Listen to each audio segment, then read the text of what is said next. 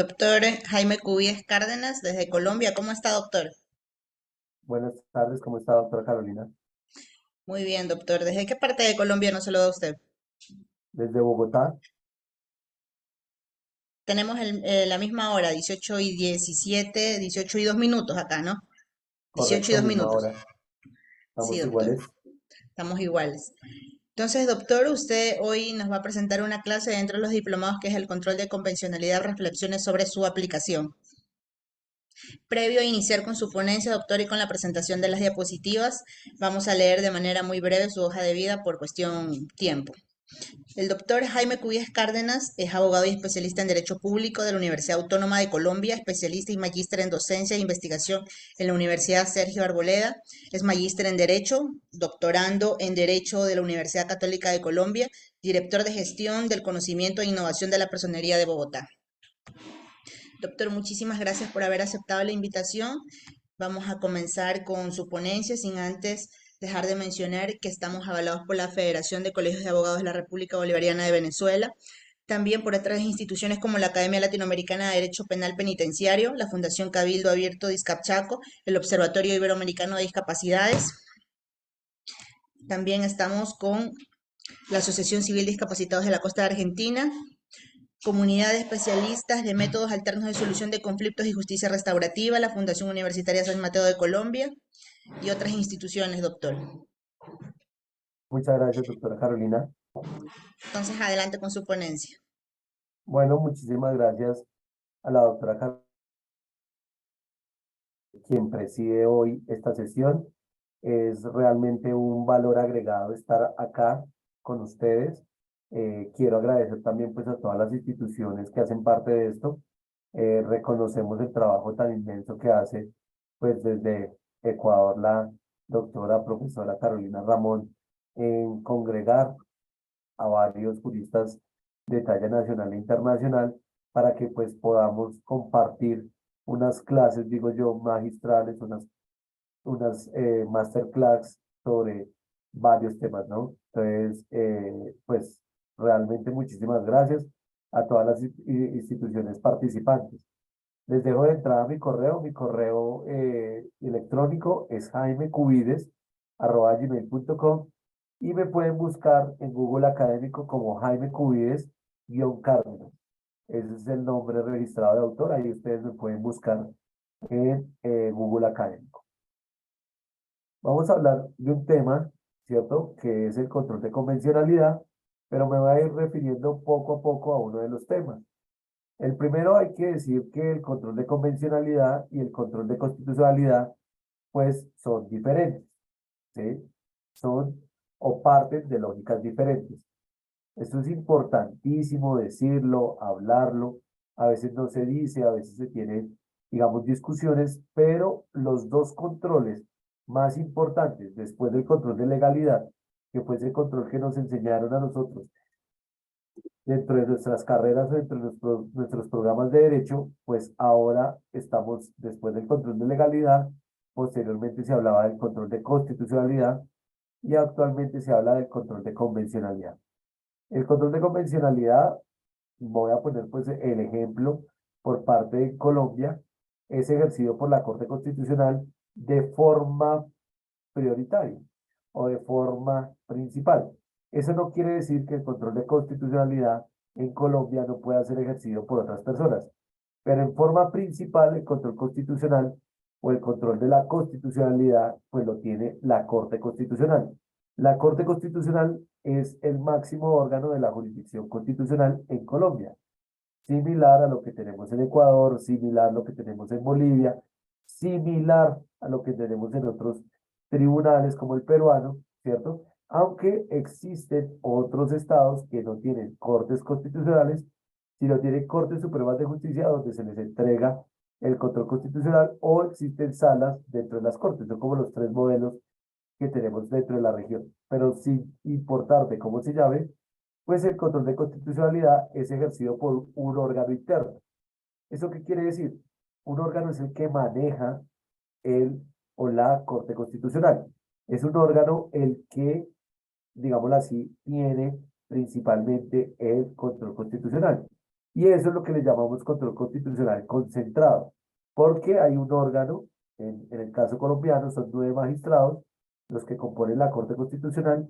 Entonces, la Corte Constitucional tiene 9 magistrados que componen la Corte Constitucional y esos 9 magistrados pues hacen un control constitucional. Es importante decirlo, ¿cierto? Que ellos salvaguardan que el derecho interno, ¿cierto? Esté con base a los estándares constitucionales. ¿Qué quiere decir esto? Que las cortes constitucionales, o quien haga sus veces, es el que determina si o no existe control de constitucionalidad y si esa norma es declarada constitucional o inconstitucional, o como en Colombia se llama, inexequible o exequible. Inexequible quiere decir que queda expulsada del ordenamiento jurídico, o exequible quiere decir que está dentro del ordenamiento jurídico. Entonces, realmente la lógica parte de un principio que es el principio de la supremacía constitucional. ¿Y qué quiere decir el principio de supremacía constitucional? Que algunos profesores dicen que es una regla, no un principio, pero a nosotros nos enseñaron de que el principio de la supremacía constitucional lo que determina, lo que dice o lo que se hace es que todo, absolutamente todo, ¿cierto? Debe estar conforme a la Constitución. Entonces, por eso hay un principio de supremacía constitucional. Ese principio de supremacía constitucional lo que hace o lo que entiende o lo que se tiene que decir es que cuando estamos hablando de supremacía constitucional, la norma constitucional es la que siempre se debe prevalecer o siempre va a prevalecer frente a cualquier incompatibilidad entre una norma interna.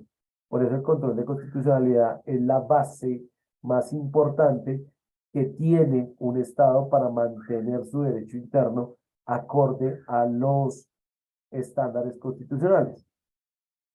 Pero después nace otra figura. Esta figura, pues no vamos a entrar, digamos, a hacer todo el recorrido histórico, pero esta figura nace más o menos en el año 2003, cuando el magistrado Sergio García Ramírez habla o dice o menciona, ¿cierto? Y empieza a hablar o empieza a decir o empieza a mencionar que existe dentro de la eh,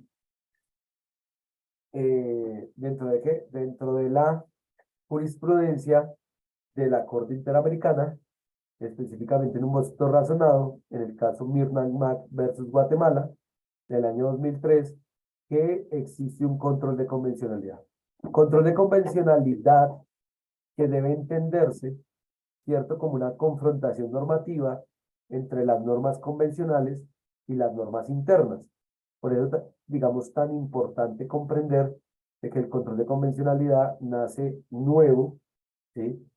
Nace como una nueva versión, ¿sí? Y no es un control de constitucionalidad, porque el control de constitucionalidad, cuando uno habla de control de constitucionalidad, pues está hablando de una lógica en virtud de qué? Del control de constitucionalidad. Cuando está hablando del control de convencionalidad, la lógica que yo quiero hacer o la lógica que quiero entender no es la prevalencia de la Constitución, sino lo que quiero entender es las normas convencionales que priman, ¿cierto? Cuando existan garantías que las hacen primar. Y esto es importante entenderlo. ¿Por qué? Porque cuando nos enseñaron el control de constitucionalidad nos decía que siempre por norma de constitucionalidad iba a primar la Constitución. Y era como nos dijeron y era como nos explicaban el control de constitucionalidad. En el control de convencionalidad, digamos, algunos autores cometen un error diciendo de que existe una supremacía convencional. Y realmente no es cierto que exista ninguna supremacía convencional, toda vez que no existe, ¿sí? Nunca la Corte Interamericana ha dicho que las normas convencionales prevalecen sobre normas internas. Lo que sí ha dicho la Corte Interamericana es que usted debe armonizar su ordenamiento jurídico, usted debe adecuar su ordenamiento jurídico conforme a unos principios. Vamos a reseñar tres para que quede bien claro estos principios que se han aplicado en el control de convencionalidad en contraposición o a contrario censo del control de constitucionalidad.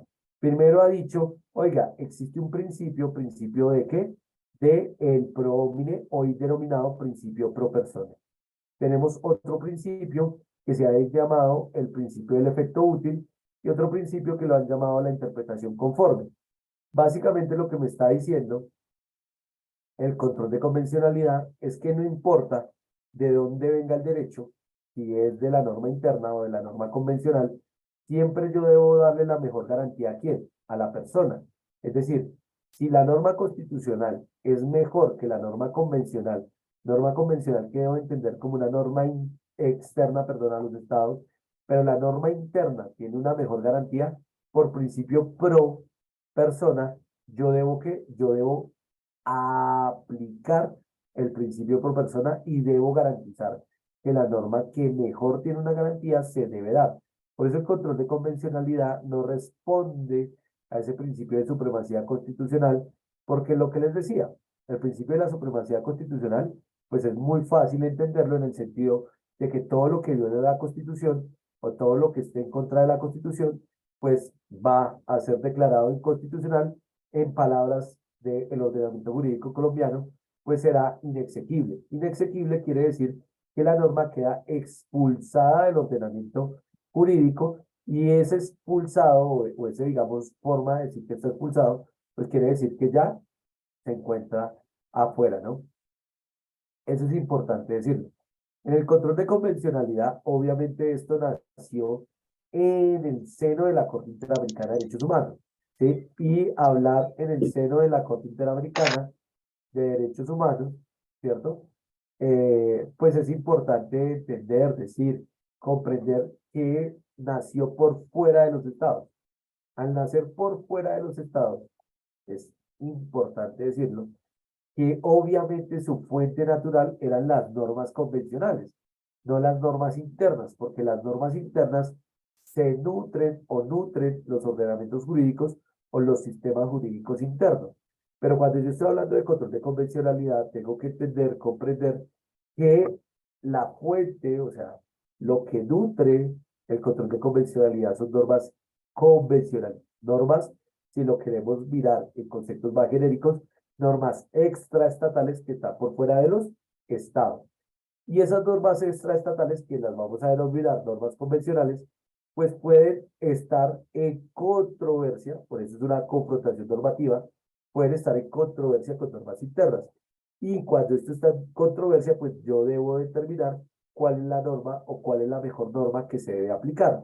Pero no debo aplicar siempre la norma convencional, como se decía en control de constitucionalidad, siempre yo me baso, digamos, siempre la lógica del control de constitucionalidad es primero proteger la Constitución, revisar la Constitución y adecuar el ordenamiento jurídico con base a la Constitución. No quiere decir esto, en términos muy sencillos, que no pueda estar algo, digamos, que viole la Constitución, sino que pueden existir normas, ¿cierto? Que siendo normas internas, ¿sí? Puedan tener una mejor garantía que la misma Constitución. Pero como estábamos en base, perdón, con base al control de constitucionalidad, el control de constitucionalidad siempre va a ser, digamos, el motor dentro del ordenamiento jurídico. Cuando yo ya salgo a otro nivel, pues el control de convencionalidad está jugando fuera de los estados. Y al jugar por fuera de los estados hace que los estados cambien las lógicas. Y por eso nosotros decimos que hay un cambio de la lógica, un cambio del sistema, hay una convencionalización del derecho, porque ya no solo me importa lo que dicen las normas constitucionales, sino ya solo lo que me importa es lo que dice otro tipo de norma. ¿Sí? Entonces, al decir otro tipo de normas, yo digo, oiga, entonces ya no estoy hablando de los ordenamientos internos, sino estoy yendo muchísimo más que el ordenamiento interno. Para que se comprenda, el control de constitucionalidad y el control de convencionalidad no son competencia el uno del otro, porque cada uno tiene una dimensión, cada uno tiene su vía, cada uno tiene sus dimensiones, cada uno tiene sus lógicas. Más correcto sería que el control de convencionalidad y el control de constitucionalidad sirven como complemento. Por eso el control de convencionalidad, también la Corte ha dicho que el sistema interamericano de derechos humanos es un sistema complementario para la garantía efectiva de los derechos humanos. y que los primeros que deben aplicar, digamos, normas convencionales, pues son los estados mismos, porque los estados mismos son los que deben hacer, pues, la garantía efectiva de los derechos humanos. Con esta pequeña introducción vamos a empezar a hablar, ¿cierto? ¿Qué es el control de convencionalidad y cómo podemos hacer una aproximación para hablar de un concepto de unificación? Lo primero es decir que nosotros sí podemos hablar de control de convencionalidad. Hay varios autores que critican y dicen que el control de convencionalidad pues está subsumido en el control de constitucionalidad. Como ya lo expresé, realmente son figuras que complementan, pero no son iguales. Entonces no se puede entender el control de convencionalidad como una forma igual al control de constitucionalidad. Son diferentes.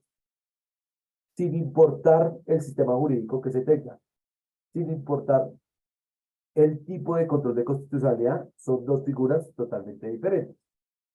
Es un mecanismo de protección de derechos humanos y eso quiero que se entienda tal cual como lo estoy diciendo. Porque el control de constitucionalidad, digámoslo así, hace que el ordenamiento jurídico esté protegido cuando una norma es inconstitucional. Pero el control de convencionalidad revisa desde afuera toda la actividad del Estado y al revisar desde afuera, pues hace que nazca una nueva obligación para los Estados, pero además que tenga una revisión externa al propio Estado. Traspasa fronteras del derecho interno para asegurar el respeto de los derechos humanos. Obviamente, en la misma idea, pues, si estoy hablando de algo extraestatal por fuera del Estado, pues el control de convencionalidad nació por fuera del Estado, y al nacer por fuera del Estado, pues, además de que nació por fuera del Estado, pues está por fuera de los ordenamientos jurídicos internos. Y por eso la lógica del control de convencionalidad, pues, se basa en la lógica de las normas convencionales. Yo sé que ustedes ya han escuchado, pues, que existe el derecho convencional, que existe el derecho procesal convencional. Yo sé que ustedes ya han escuchado de que existe ahora, por ejemplo, otro término que me llamó mucho la atención, constituciones convencionalizadas o constituciones inconvencionales. Entonces, pues uno dice, oiga, de verdad esto nos está poniendo un nuevo reto. Y un nuevo reto porque los estados se dieron cuenta de que el sistema interamericano de derechos humanos tiene una respuesta muy, digámosle, austera a todas las demandas que se llegan.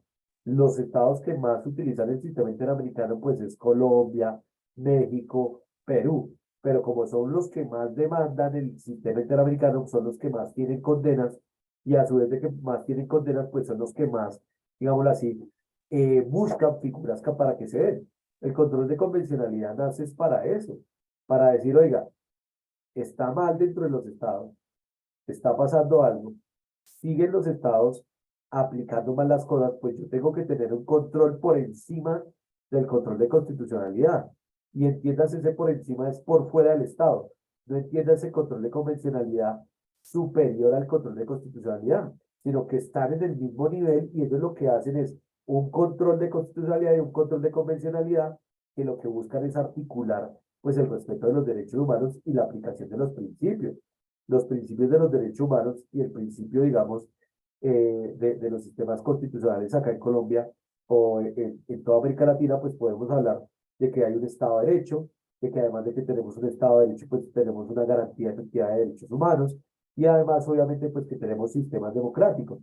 Y pues si usted se pone a mirar, pues esas reglas, tanto en lo constitucional como en lo convencional, pues son reglas iguales. Entonces, pues realmente no son reglas apartadas, sino son reglas iguales. Entonces yo sí, digamos, llamo la atención que cuando uno habla de control de convencionalidad, las personas piensan de que le está poniendo algo encima y que al ponerle algo encima yo le estoy poniendo algo para que desdibuje el control de constitucionalidad. No, yo le estoy poniendo algo al mismo nivel para que articule el control de constitucionalidad y el control de convencionalidad con lógicas diferentes, pero el control de convencionalidad no impone, ¿cierto?, un tipo de sistema de control de constitucionalidad. No impone que el Estado revise de cierta forma las normas. No impone, no tiene los efectos del control de constitucionalidad. El control de convencionalidad, así enmarque unos efectos inconvencionales, eso no quiere decir que expulse las normas. Y eso es importante decirlo.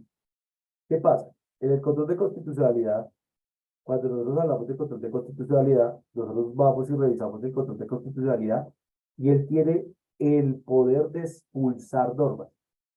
El control de convencionalidad no puede expulsar las normas. El control de convencionalidad puede decir que la norma es inconvencional, pero le dice al Estado, Estado, oiga, usted debe adecuar su normatividad, usted debe modificar su normatividad de acuerdo a los estándares convencionales. Entonces, ¿qué pasa? Lo que está realmente pasando es que yo le digo, oiga, hay una incompatibilidad entre su norma interna y la norma convencional.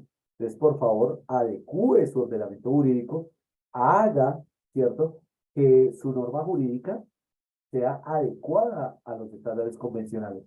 Entonces, por eso es que el control de convencionalidad no le dice declárese inconstitucional o declárese inconvencional la norma y por ende no se puede aplicar. No, el control de convencionalidad siempre le dice, oiga, señor Estado, usted es el que tiene que hacer, usted es el que tiene que modificar, usted es el que tiene que, digamos, entrar a obedecer, ¿no? Entonces, esto es importante, muy importante, porque no deben malentenderse mejor el control de convencionalidad como una forma de derogar o anular o expulsar normas jurídicas. El control de convencionalidad lo que busca es revisar, ¿cierto? Que lo que usted internamente tenga, pues sea válido. Voy a poner un ejemplo muy sencillo para todos los que nos escuchan a esta hora.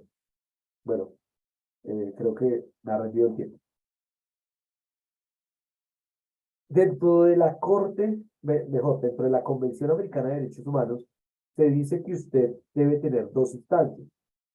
Y entonces dice que sin importar el tipo de proceso, así sea un tipo de proceso a un representante, a un servidor público de elección popular, deben de garantizarle que tenga dos instancias y que no pueden haber procesos de única instancia y más cuando sean temas de derechos políticos.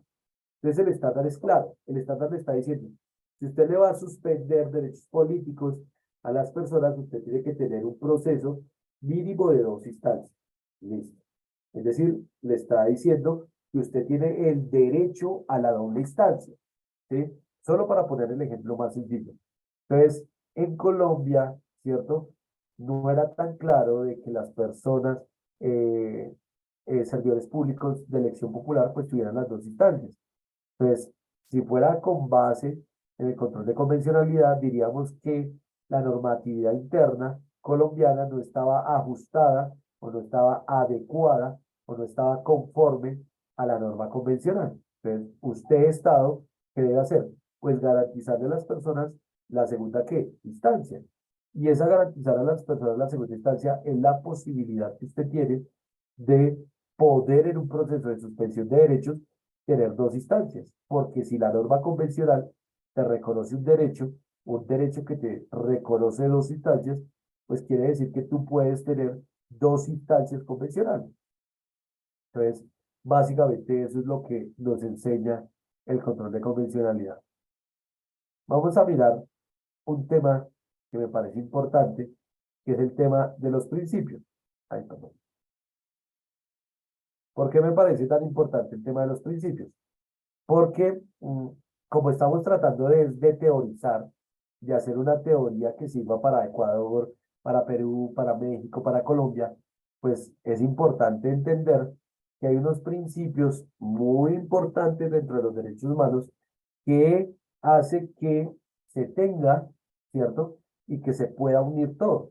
Lo primero de esta unificación o de estos retos que tiene el problema de la aplicabilidad es entender que los derechos humanos o el derecho de los derechos humanos está, digámoslo así, es como un enlace entre el derecho internacional de los derechos humanos y el derecho constitucional que reconoce los derechos humanos. Porque ustedes van a decir, claro, son categorías normativas diferentes, pero en aras de, ¿cierto?, estandarizar las cosas, en aras de entender el control de convencionalidad, pues es mucho más fácil hablar de qué, del derecho de los derechos humanos. ¿Qué es el derecho de los derechos humanos? Pues esa unión que existe entre el derecho internacional de los derechos humanos y el derecho constitucional que reconoce derechos humanos. Porque siempre pues la discusión es cómo aplicar esto, cómo hay que tener esto, cómo hay que entender esto, y pues la real, digamos, comprensión o entendimiento, es que cuando yo hablo de derecho internacional de los derechos humanos, pues me imagino que son normas solo que están por fuera de los estados, pero todos los estados tienen normas internas de derechos humanos. Y al decir que tengo normas internas, quiere decir que hay normas que protegen los derechos humanos de forma interna. Y eso no se excluye. Por eso existe un derecho de los derechos humanos. Y cada estado puede tener, ¿cierto?, dentro de su estado, sistemas jurídicos, normas que habilitan el tema de los derechos humanos. Entonces, si uno habla de una teoría, ¿cierto?, de una construcción teórica dogmática aplicable por lo menos a los 20 países que reconocen la competencia contenciosa de la Corte Interamericana, que serían como los países más obligados frente al tema del control de convencionalidad. Entonces uno diría, claro, cada estado tiene una constitución, digamos que partimos de un postulado, además de que cada estado tiene una constitución, todas las constituciones en América Latina, o en especial estas 20 constituciones, pues tienen cláusulas abiertas que reconocen pues, la inclusión de los derechos humanos y además de que reconocen, pues establecen garantías para las personas, ¿sí?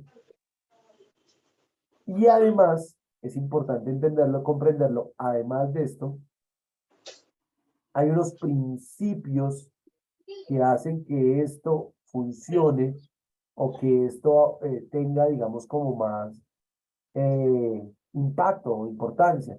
Y esos principios pues, son el principio de ejecutoriedad, el principio de progresividad, el principio de la irreversibilidad, el principio pro homine, o como también le llamamos pro persona, ¿sí? Hoy actualmente, el principio favor debilis y el principio pro action.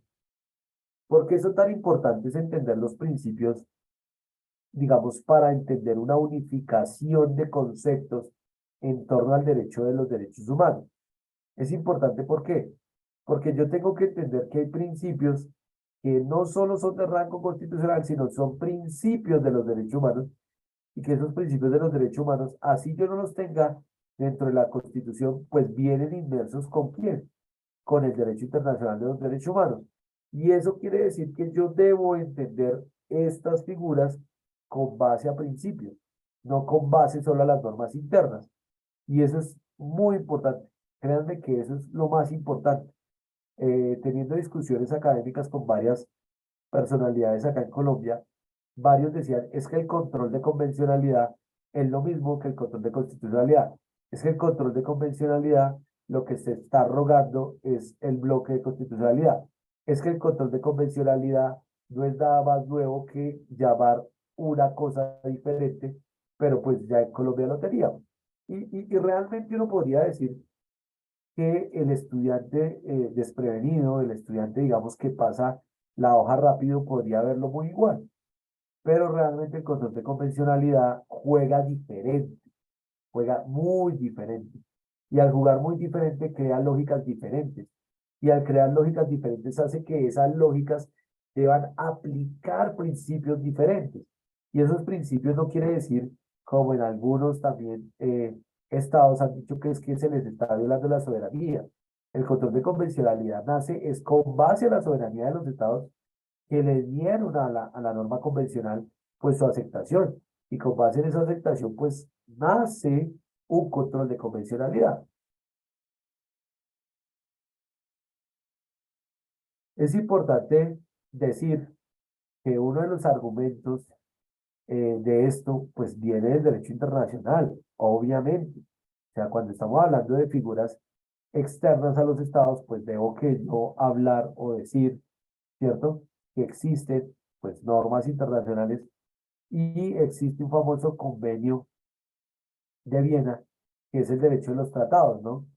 Y básicamente es interesante traer que uno no puede justificar el incumplimiento de una obligación internacional o de una obligación convencional con base a que no prevalece una norma interna o que una norma interna pues viola el cumplimiento, ¿no? Casi que lo que me está diciendo es que yo, dentro de mi estado, no puedo alegar el incumplimiento de una norma o de una obligación convencional con base a las normas internas. Porque si yo asumí un compromiso internacional, una obligación internacional, esa obligación internacional, pues me obliga a cumplir con los mandatos o los estándares convencionales. Entonces yo no puedo alegar con base a normas internas que no puedo, ¿cierto?, cumplir las normas convencionales, porque básicamente cuando yo suscribo un tratado lo estoy haciendo como una manifestación de la soberanía. No es una imposición contra la soberanía. No, es una manifestación de la soberanía, porque cuando usted aprueba un tratado, usted lo está haciendo en un acto totalmente, llamémoslo así, sereno, que usted hace, ¿no? Entonces, usted no está diciendo, ¿sí? Oiga, es que yo tengo que hacer, que tener, que hablar, que decir, que imponer, ¿cierto? No, acá le estoy diciendo es, oiga, usted no me puede es justificar que no va a cumplir con sus obligaciones internacionales porque normas internas se lo prohíben. No, usted todo lo contrario. Según ese derecho de los tratados, usted debe quitar todos los impedimentos internos para cumplir con las obligaciones internas. Esto, digamos, teóricamente es muy chévere porque teóricamente le pone unos retos muy importantes a los estados, pero pues en la práctica claramente esto tiene mayores discusiones, porque cuando se enfrentan con las normas internas son normas tan enraigadas en la cultura jurídica de los países, pues las normas internas hacen que haya discusiones con las normas convencionales, y eso pues realmente son discusiones de otro nivel. Pero cuando uno entiende la lógica del control de convencionalidad, la lógica del control de convencionalidad no es una lógica invasiva, ¿sí? No es una lógica destructiva, ¿sí? Es una lógica constructiva. ¿Y por qué una lógica constructiva? Porque eh, cuando se habla de un control de convencionalidad, ¿cierto? Es una construcción que se ha tenido democrática por parte de los estados, una construcción que ha ido nutriéndose por los estados, porque varios dirían, oiga, profesor, pero es que el control de convencionalidad, pues es una figura impuesta por los estados. No, es totalmente incierto, porque la Corte Interamericana lo reconoció el control de convencionalidad, y llamémoslo así, le dio un nombre juris dentro de las sentencias de la Corte Interamericana. Y por eso cuando ustedes escuchen control de convencionalidad, siempre van a escuchar el concepto de, o el caso mejor, de Almonacid Arellano. El caso de Almonacid Arellano es un caso, ¿cierto?, que marca desde el 2006 hacia adelante, pues toda la historia del control de convencionalidad. Previo no es que no se haya hecho control de convencionalidad, porque hay muchos autores que dicen que la Corte Interamericana hacía control de convencionalidad sin reconocer que estaba haciendo control de convencionalidad, pero que siempre estaba haciendo control de convencionalidad. Entonces esto es importante entenderlo en todo, ¿sí?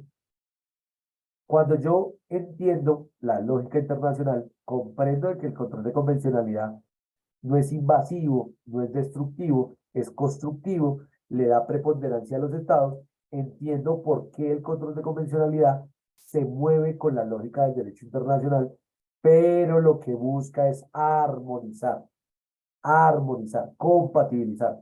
Y ha sido una construcción democrática. ¿Por qué es una construcción democrática?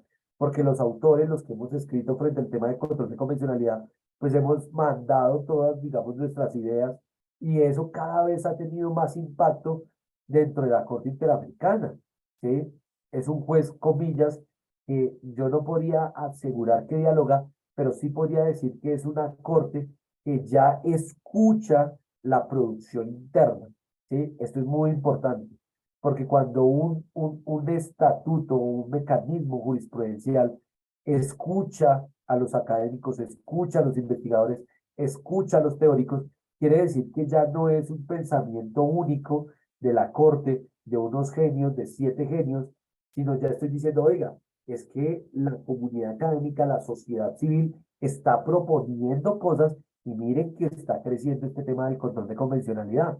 Por eso yo digo, este es uno de los temas que más retos le tienen al Estado. O sea, es cambiar el chip. Esto realmente es un tema que lleva muy poco, pero es cambiar el chip de cómo se deben aplicar las normas.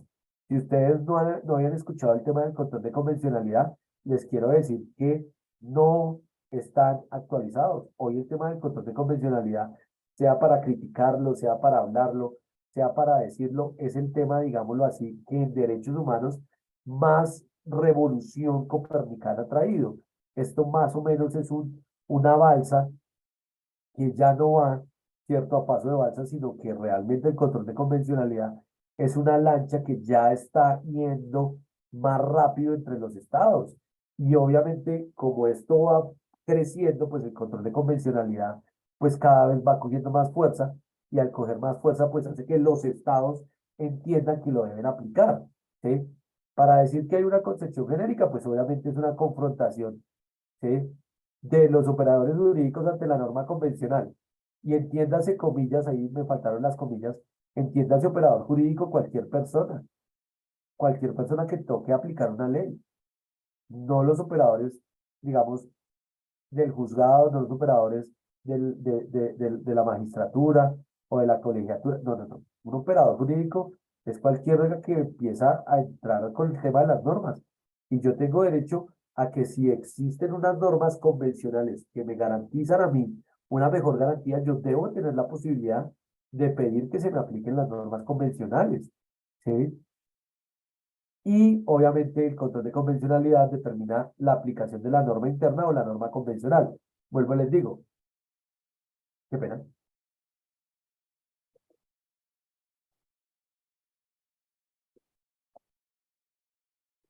Esto es importante porque acá no le estoy diciendo a nadie, aplique la norma. Acá le estoy diciendo, ojo, acá hay una norma. Y como esta norma está tal vez en incompatibilidad, pues se puede o no se puede aplicar. Y la Corte lo que le dice es, usted puede hacer su examen de compatibilidad. Usted puede hacer su test de constitucionalidad. ¿Listo? Acá yo les planteo tres categorías importantes, ¿sí? Para entender, para comprender cómo está el tema del control de convencionalidad. Hoy podríamos decir que hay un gran desarrollo y que hoy podríamos decir que hay una dogmática convencional. ¿Por qué existe una dogmática convencional? Porque ya podemos decir que hay unos estándares. O sea, la Corte Interamericana ya creó unos estándares. Y si ustedes se han visto, ya hoy se habla de estándares convencionales o se habla de estándares de derechos humanos. Entonces, quiere decir eso que realmente ya esto creció, ha ido pasando y que existe, ¿cierto? Toda una tarea de los jueces por revisar esos estándares dentro de la sentencia, ¿sí? Entonces, hoy ya podemos decir que realmente hay dogmática convencional. Además de eso, hay que decir que ya no el juez está solo, sino ya el juez le toca mirar cómo ha desarrollado el control de convencionalidad la Corte y debe analizar jurisprudencialmente las cosas. Y acá es importante lo que ha reseñado la Corte Interamericana. Y más que fuera un voto razonado, importante decirlo, porque los votos razonados son votos muy importantes para la Corte, ¿sí? Entonces, hagan de cuenta de que le dice usted, no solo la red judicata, es decir, la cosa juzgada internacional para el caso, sino que usted también tiene que mirar los otros. ¿Cuáles otros? Los otros casos, porque usted debe hacer unos análisis de jurisprudencia más fuertes, ¿no? ¿Sí? Eso es importante decirlo y mencionarlo. Y otro de los conceptos es el tema de la recepción nacional o recepción internacional. ¿Por qué? Porque cuando yo hablo de temas de recepción, indiscutiblemente tengo que decir que, obviamente, ¿cierto? Este tema de los derechos humanos tienen que caer en algo. ¿Y dónde caen? En el Estado. Y el Estado recepciona. El Estado cuando llega algo nuevo o llega un cambio, lo primero que llega al cambio es a repulsar el cambio. Entonces debe haber una recepción más o menos armónica, más o menos en unas fórmulas o en unas soluciones para aplicar el control de convencionalidad.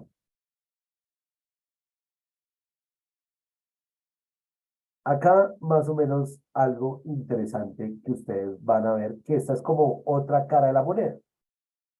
Cuando hablamos del control de convencionalidad decimos, oiga, tenemos que hacer un text, tenemos que decir cuál es la norma que se aplica y tenemos que obviamente entender que la norma que se aplica debe ser la mejor para las personas. ¿Con base qué? Al principio pro persona. Pero entonces uno dice, oiga, pero no hay otra teoría, no hay alguien que garantice, no hay un contrapunteo de teorías y obviamente claro que sí existe una teoría que privilegia el comportamiento del Estado, la interpretación del Estado. ¿Cómo se llama esto? Esto se llama la teoría del margen de apreciación nacional. ¿Qué es el margen de apreciación nacional? Le está diciendo, usted tiene una obligación de derechos humanos, pero usted mira cómo usted la aplica, cómo usted la tiene. Entonces usted dice, ok, los estados tienen un margen de libertad importante para decir qué están haciendo. Recuerdo un caso, voy a decirlo genérico, donde dicen, oiga, usted debe darles a un pueblo originario, a unos indígenas, les debe dar, ¿cierto?, unos medios que sean unos medios que sean acordes con su cosmovisión para que ellos realmente estén felices dentro de la comunidad. Y entonces, ok, y entonces algún genio llega y dice, pues pongámosles casinos, pongámosles sitios, ¿cierto? Donde ellos puedan ir a jugar juegos de azar. Entonces, ojo porque, pues imagínense, está rompiendo, ¿cierto? Internamente la comunidad, la cosmovisión. Pero si el Estado determina que realmente eso es, ¿cierto? Pues el Estado tiene un gran margen, por eso se llama un margen que el Estado es el que determina qué es lo que va a hacer internamente. Y por eso el margen de apreciación nacional, digámoslo así, es el escudo del control de convencionalidad. Entonces, oiga, usted me puede decir que cumpla con unas obligaciones internacionales, pero yo soy el que digo, el que delimito, el que hago una demarcación sobre qué hago y qué no hago dentro de mi estado. Y además, pues obviamente, yo debo entender, ¿cierto? Que este margen de apreciación nacional, pues, está digamos, sujeto al control de constitucionalidad. ¿Y por qué? Porque es mi Corte Constitucional la que hace la interpretación y ella es la que me debe decir cómo debo o no debo aplicar. Es claro, uno dice, ok, entonces, conforme a eso, pues el margen de apreciación, de apreciación nacional o margen nacional de apreciación, pues lo que quiere decir es, oiga, Estado, usted tiene la potestad para determinar cómo aplicar el derecho internacional o la obligación internacional, pero ojo, usted tiene un marco muy grande. Entonces, el que dice cómo lo debe hacer. Entonces, teóricamente, esto es el escudo para que el Estado también diga que se tenga, ¿no? La Corte Interamericana no ha querido reconocer, digamos, abiertamente el margen de apreciación nacional. El margen de apreciación nacional es una teoría más del Tribunal Europeo de los Derechos Humanos, teniendo en cuenta de que hay casi, digamos, un cúmulo de teorías que se han venido pues dando, ¿no? Entonces, este es como el contrapunteo de la teoría. ¿Por qué hablamos de un ius constitucional común latinoamericano o un ius común latinoamericano o como lo quieran denominar? Porque ya nos estamos dando cuenta de que todo esto es muy similar y por eso así me estén escuchando en México, en Ecuador, en Perú, pues realmente hay un nuevo constitucionalismo latinoamericano. O sea, dejamos de importar ahora para exportar nuestras teorías. O sea, nosotros realmente estamos hablando de que estamos creando derechos, estamos creando formas de derecho. ¿Sí? La constitución ecuatoriana, la constitución boliviana, tiene cosas que realmente no lo tienen las constituciones europeas. ¿Sí? Si fuéramos a mirar un ranking de derechos, la constitución que tiene más derechos, mis queridos amigos ecuatorianos, es la constitución ecuatoriana. Es la constitución que más derechos tiene dentro de todo un ranking constitucional donde se analizan 190 constituciones. Entonces uno dice, oiga, pues quiere decir que sí hacemos algo, sí creamos cosas, sí podemos ser objeto de análisis. Pero lo que se debe entender acá es que estamos creando estándares. Y al crear estándares, pues se está universalizando esto. Y al universalizar, pues hay un derecho común que están haciendo con los derechos humanos. Y el derecho común, pues hace que el estándar de la doble instancia, por ejemplo, pues de la doble conformidad, pues vaya de lado a lado. ¿Y esto por qué se ha logrado? Pues porque esto es una intromisión del derecho internacional y nacional. Claramente que sí. O sea, si acá viniera un constitucionalista ya, pero es que ustedes quieren meter la nariz en todo. Pues claro, son sistemas y los sistemas van evolucionando. Imagínense cuando enseñaban la definición de derecho público y derecho privado.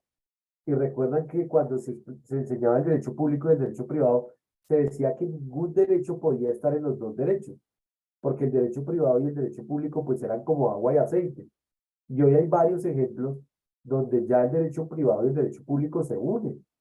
Ya no es tan cierto que el derecho público y el derecho privado pues sean uno diferente al otro.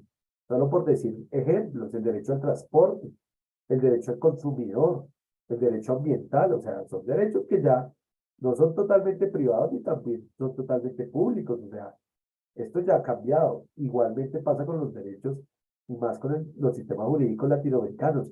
Sistemas jurídicos latinoamericanos que hasta ahora estamos creando cultura jurídica.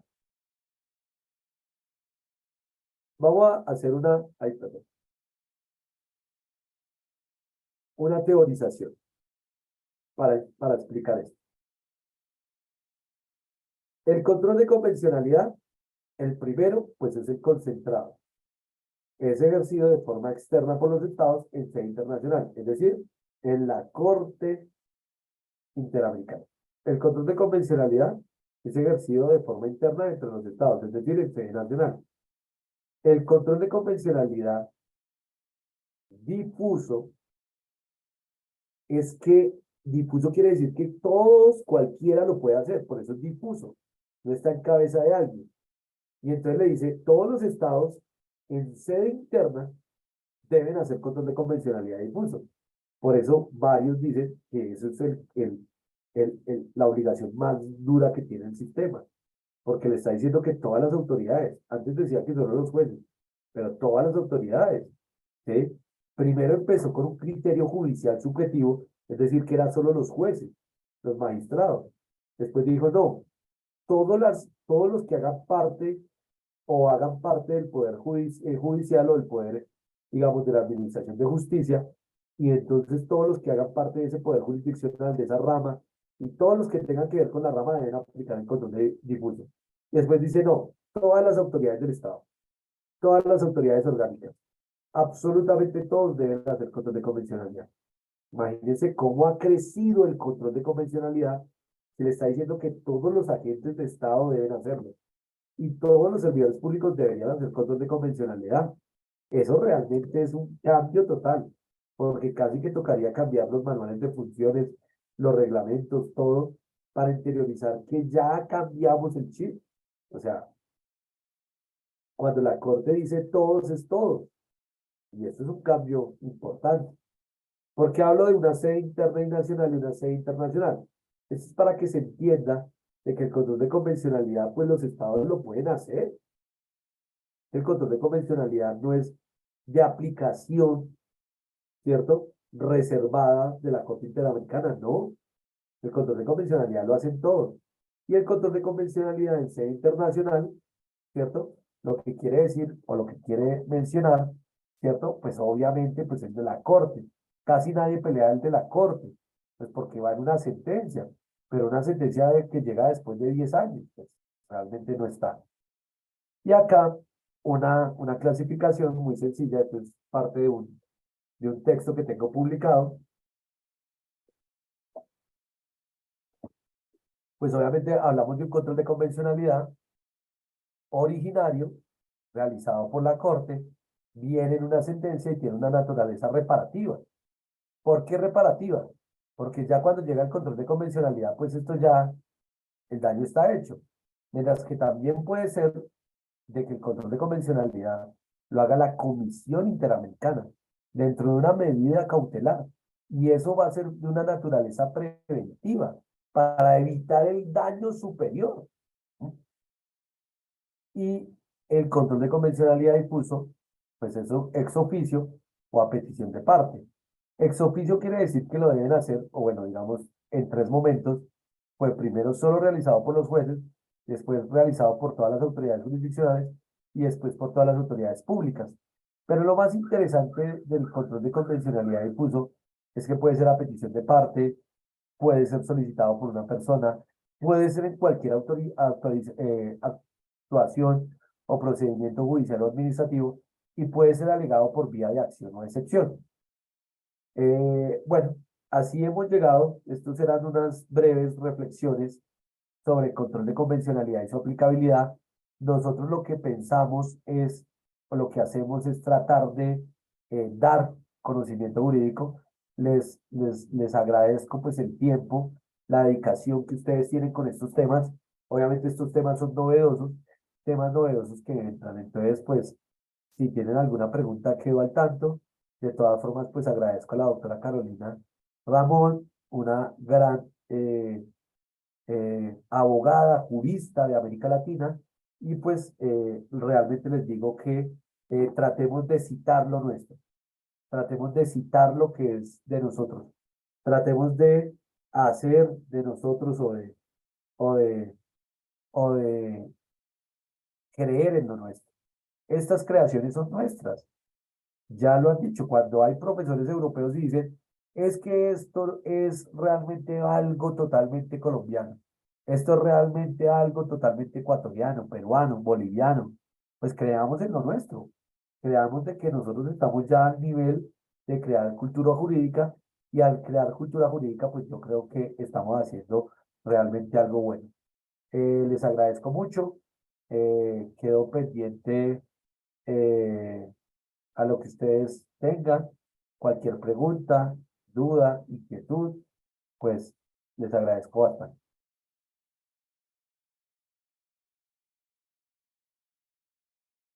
Agradezco a Cristina Cuenca por el comentario, muchísimas gracias. Eh, lo que les digo, uno acá virtualmente, pues no hay aplausos, pero lo que más nos interesa a nosotros los investigadores es que la gente pues lo cite a uno, ¿no? Eso es lo que yo siempre les digo, que lo citen a uno, que uno pueda, digamos, poder citar. Entonces, pues, muchísimas gracias de verdad, doctora Carolina. Un placer enorme. Como siempre, le agradezco su disposición. Usted ha logrado unir varias entidades muy importantes a nivel Latinoamérica. Yo también la considero como una hermana de Latinoamérica que propuso o hace mantener todas estas discusiones académicas de alto nivel. Entonces, muchísimas gracias, doctora Carolina. Realmente le agradezco y bueno, espero verla pronto, ir allá a su país y no sé, compartir en un congreso pues con toda la comunidad que usted muy bien dirige y le agradezco bastante pues estos esfuerzos tan grandes que usted hace por mantener la cultura jurídica y porque las personas pues tengan más posibilidades de tener pues varios profesores a nivel internacional. Realmente agradezco esta oportunidad y agradezco pues tenernos en cuenta. No, doctor, muchísimas gracias a usted porque usted es uno de los colaboradores y uno de los docentes que tenemos aquí, no solamente en los diplomados, sino dentro de los eventos próximos que tenemos de congresos y otros eventos que vamos a realizar. Y usted sabe que ha sido pieza fundamental para poder enlazar este tipo de convenios junto con otras instituciones muy importantes para de alguna manera contribuir a la academia con estos eventos totalmente gratuitos, con certificado gratuito y eventos de lujo, donde tenemos ponentes como usted y como otros docentes, juristas internacionales de mucha trayectoria. Incluso ahora mismo estamos siendo retransmitidos por abogados procesalistas latinoamericanos y todos estos videos de las clases son subidas al canal de YouTube. Recordando que tenemos algunos diplomados internacionales gratuitos, que son en total 7. Vamos a recordar que son diplomado internacional en antropología, filosofía e historia del derecho, diplomado internacional en tanatología forense, bioética, neurociencias, diplomado internacional en formador de formadores, capacitación universitaria docente, diplomado en derecho procesal penal, criminología, criminalística, victimología y sistema interamericano de derechos humanos, diplomado en mediación, justicia restaurativa, métodos alternos de solución de conflictos, litigación oral, argumentación jurídica, oratoria, programación neurolingüística y técnicas de negociación. Diplomado en Derecho Penal Económico, Compliance, Prevención de Blanqueo de Capitales, Fraude, Financiación Ilícita, Diplomado en Gerencia Social enfocada a las políticas públicas de inclusión a personas con discapacidad. Entonces, tenemos como avales también la comunidad de especialistas de métodos alternos de solución de conflictos y justicia restaurativa, la Fundación Universitaria San Mateo, la Fundación Cabildo Abierto de Izcapchaco de Argentina, Academia Latinoamericana de Derecho Penal y Penitenciario y otras instituciones. Entonces, hoy con nosotros desde Colombia, el doctor Jaime Cubides Cárdenas. Vamos a ver si alguien más desea realizar alguna pregunta al doctor, o si no, vamos a terminar el evento y si alguien puede encender la cámara, doctor Jaime, para ver si tomamos una foto. Y agradecerle, doctor, porque como le digo, es importante la difusión y también el poder programar y realizar, ejecutar estos eventos internacionales gratuitos, ya que justamente esto se ha dado porque en pandemia varias instituciones académicas de renombre como la UNAM, como la Universidad de Buenos Aires Argentina y como otras instituciones realizaron una verdadera vinculación con la sociedad en cuanto a la importancia de dar eventos totalmente gratuitos para en época de pandemia las personas, la comunidad jurídica y el público en general pueda capacitarse, porque existieron varios problemas por la pandemia, entonces nosotros hemos continuado con esto para que los estudiantes y los profesionales no tengan el pretexto de que porque un diplomado, un curso superior es caro, no poder acceder a ellos. Entonces, por eso es que los 7 diplomados que estamos realizando son de lujo, según el enunciado que hemos nombrado a continuación. Entonces, por eso hemos contactado con juristas internacionales que sabemos que ellos están conscientes de apoyar a la academia en estos eventos internacionales gratuitos, totalmente gratuitos. Entonces vamos a tomar una foto agradeciéndole, doctor, por haberse tomado el tiempo de darnos esta clase hoy. Muchas gracias, doctor. No, muchísimas gracias a todas las personas que nos escuchan. Pues espero haberles dejado dudas, haberles dejado algún conocimiento. Pueden, lo que les digo, buscar en Google académico Jaime Cubides Cárdenas. Ahí está, pues, varios de mis textos totalmente gratuitos, libres, porque el conocimiento es para difundirlo. Muchísimas gracias, doctora Carolina Ramón, a todas las entidades. Hoy que estamos desde, pues, el Facebook Live del Colegio de Abogados Procesalistas Latinoamericanos, permítame enviarle un saludo, pues, muy especial al doctor Alfonso Jaime Martínez Lascano y a todos los miembros del Colegio de Abogados Procesalistas Latinoamericanos en México. Y muchísimas gracias a todas las personas que se conectaron y les agradezco, pues, por este tiempo. Hasta una próxima. Gracias, doctor. Hasta pronto.